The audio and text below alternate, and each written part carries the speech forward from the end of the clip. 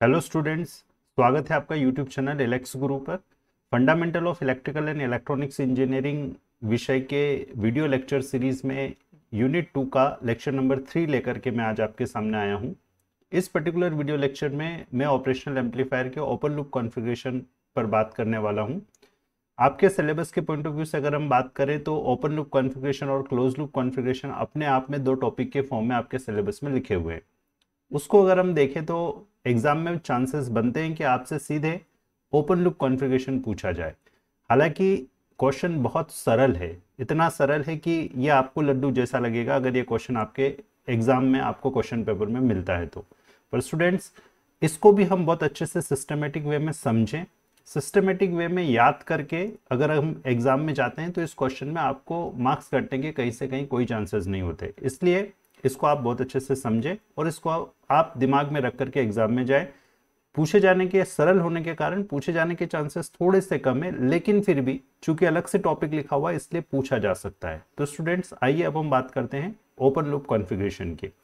Video start करने से पहले मैं आपसे ये ज़रूर कहूँगा कि अगर आपने अभी तक हमारा चैनल सब्सक्राइब नहीं किया है तो आप चैनल ज़रूर से सब्सक्राइब कर लें।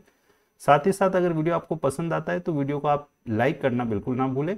आपके लाइक्स, आपके सब्सक्रिप्शंस मुझे ऐसे और वीडियोस बनाने के लिए मोटिवेट करते हैं। तो बने रहें आप एलेक्स गुरु पर। आइए अब हम बात करते हैं ओपन लूप कॉन्फ़िगरेशंस की।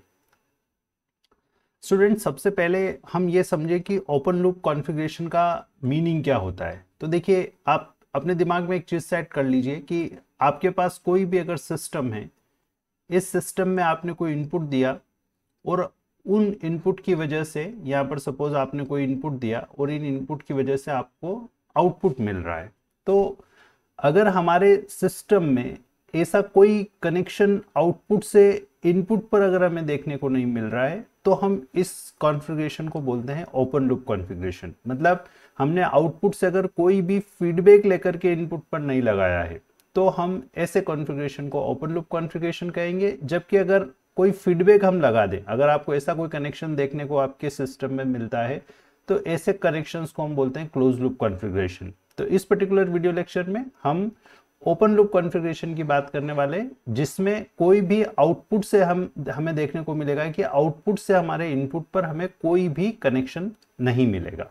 ओपन लूप कॉन्फ़िगरेशन में सबसे इंपॉर्टेंट पॉइंट आप अपने दिमाग में सेट कर लीजिए कि जो हमने हमारे पिछले वीडियो लेक्चर्स में आपको ऑपरेशनल एम्पलीफायर का एक सिंबल बताया था, यही सिंबल हम यहाँ पर एज इट इज यूज करने वाले हैं और इसी सिंबल का यूज करके हम कॉन्फ़िगरेशन को पूरा एक्सप्लेन करेंगे और एग्जाम में लिखेंगे।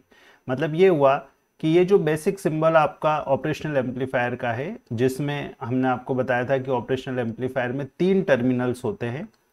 एक टर्मिनल आपका जो प्लस वाला, प्लस और माइनस एक इस ट्रायंगुलर शेप के अंदर लिखा रहता है।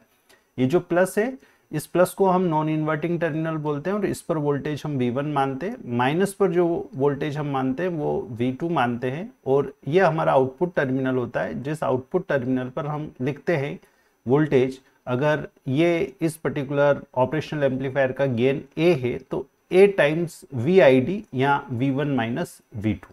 आप इस तरीके से सिंपल याद रखें। ये आपका सप्लाई वोल्टेज है, प्लस VCC और माइनस VEE। तो स्टूडेंट्स, ये बेसिक ब्लॉक डायग्राम है या बेसिक सिंबल है, जिस सिंबल को यूज करके हम ऑपरेशनल एम्पलीफायर का उपयोग करते हैं। तो यहाँ पर जब मैं ओपन लूप कॉन्फ़िगरेशन की बात करूंगा तो यहाँ मुझे आउटपुट से इनपुट पर, चाहे तो आप इधर माने चाहे इधर माने, कहीं पर भी ऐसा कनेक्शन हमें देखने को नहीं मिलेगा, मतलब फीडबैक नहीं होगा।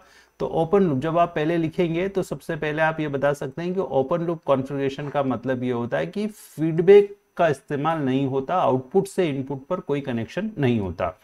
तो इस पर्टिकुलर कॉन्फ़िगरेशन में जब मैं ऑपरेशनल एम्पलीफायर को उपयोग करूंगा तो उस कंडीशन में मैं 3 चीजें बना सकता हूं। देखिए यहां पर आप समझिएगा। पहला, एक इन्वर्टिंग एम्पलीफायर। मतलब आप यहां पर ये समझ गए हैं कि आपको सिर्फ इस कॉन्फ़िगरेशन को, इसी डायग्राम को यूज करना है और कुछ भी नहीं। एक इन्वर्टिंग एम्पलीफायर आप बना सकते हैं, एक नॉन इन्वर्टिंग एम्पलीफायर आप बना सकते हैं और साथ ही साथ आप एक डिफरेंशियल एम्पलीफायर बना सकते हैं। अब आपको एग्जाम में इसको इन्हीं 3 चीजों को लिखते हुए पन्ने भरने, अपन ऐसा कह सकते हैं।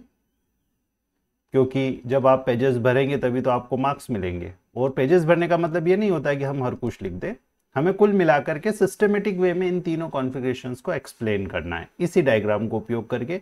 तो देखिए इन्वर्टिंग एम्पलीफायर की अगर मैं बात करूं तो इन्वर्टिंग एम्पलीफायर का मतलब ये हुआ कि मेरा जो इनपुट है वो इनपुट मुझे देखिए समझिएगा, एम्पलीफायर वर्ड यहाँ पर है, एम्पलीफायर वर्ड है, इसका मतलब ये कि मुझे कुछ एम्पलीफिकेशन मिलेगा, कुछ ए गुना होकर के मुझे सिग्नल मिले।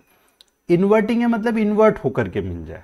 तो इन्वर्टिंग एम्पलीफायर की जब मैं बात करूंगा ओपन लूप कॉन्फ़िगरेशन में, तो फर्स्ट मैं बात कर रहा हूं इन्वर्टिंग एम्पलीफायर IA, मैं इसको शॉर्ट में लिख देता हूं। इस कंडीशन में ये जो आपका ऑपरेशनल एम्पलीफायर है, इस ऑपरेशनल एम्पलीफायर में मुझे इन्वर्टिंग इनपुट पर इनपुट देना है, क्योंकि मुझे आउटपुट कैसा चाहिए, इन्वर्टिंग। मान लो सपोज ये मेरा इनपुट वोल्टेज Vin है, जो कुछ साइनसोइडल वेव है या कुछ भी है, इस वाले टर्मिनल को मुझे ग्राउंड करना है, शून्य करना है, और यहां पर मुझे अब आउटपुट देखना है।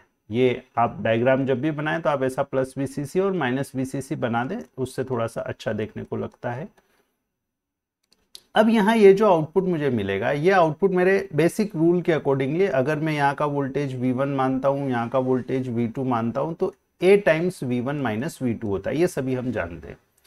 अब चूंकि V1 पर मैंने यहाँ ग्राउंड कर दिया, मतलब यहाँ पर 0 वोल्ट है, और यहाँ अगर 0 वोल्ट है तो हम ये कह सकते हैं कि A इंटू 0 माइनस V2 होगा। अब ये V2 जो है, ये V2 क्या है, देखिए A 0 माइनस V2 क्या है, V2 Vin है, क्योंकि हमने इस टर्मिनल पर जो वोल्टेज लगाया ये वोल्टेज Vin है। इसका मतलब ये हुआ सिंपल, यहाँ से आप समझ पा रहे हैं, देख पा रहे हैं कि मेरा जो आउटपुट वोल्टेज है मुझे A टाइम्स Vin मिलेगा। तो देखिए हो गया इन्वर्टिंग एम्पलीफायर। इन्वर्जन हो रहा है, इन्वर्जन हो रहा है क्योंकि नेगेटिव साइन से हमने उसको मल्टीप्लाई कर दिया, पॉजिटिव से नेगेटिव मिलेगा, नेगेटिव Vin होगा तो पॉजिटिव मिल जाएगा। साथ ही साथ एम्पलीफिकेशन हो गया, ये इन्वर्ट हो रहा है और ये A से गुणा हो रहा है, मतलब एम्पलीफाई हो रहा है। तो इस टाइप से हम एक inverting amplifier open loop configuration में बना सकते हैं। हम ओपन लूप कॉन्फ़िगरेशन का इस्तेमाल जनरली नहीं करते हैं, क्यों नहीं करते हैं उसके बारे में मैं अलग से थोड़ा सा आपको अभी एक्सप्लेन करूंगा। पहले हम क्वेश्चन एग्जाम में अगर ये क्वेश्चन पूछा जाता है तो किस तरीके से हमें इसको डील करना है, हम इसके बारे में बात करें। अब देखिए आप समझ गए होंगे नॉन इन्वर्टिंग एम्पलीफायर में आपको क्या लिखना रहेगा।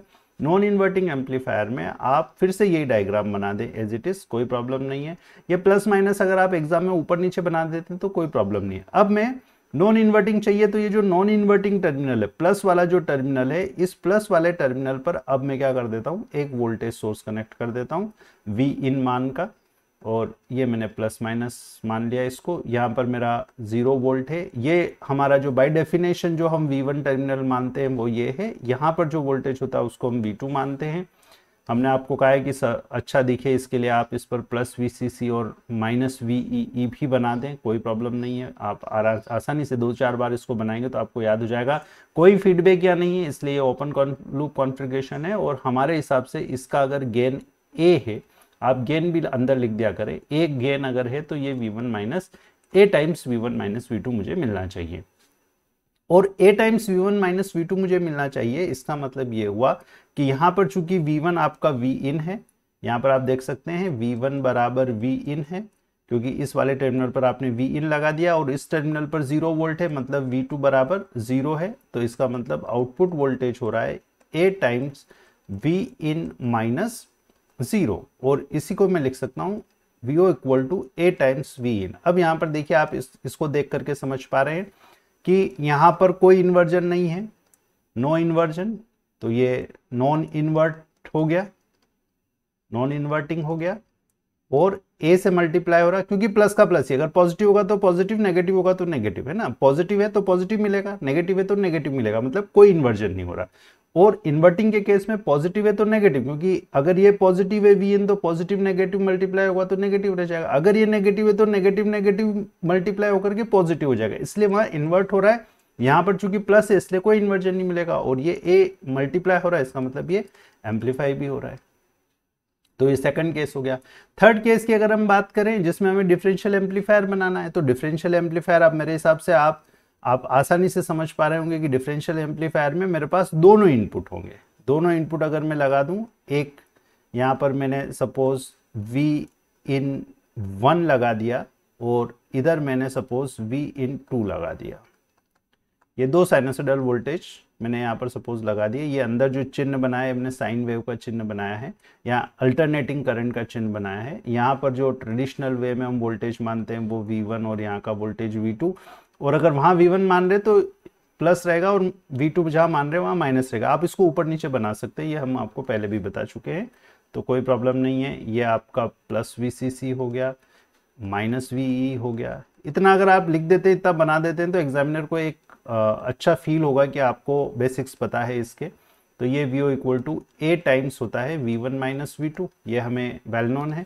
अब यहाँ पर V1 बराबर देखिए क्या है, V1 बराबर V in1 है और V2 बराबर V in2 है। तो दोनों का डिफरेंस मुझे मिल रहा है A times V in1 minus V in2।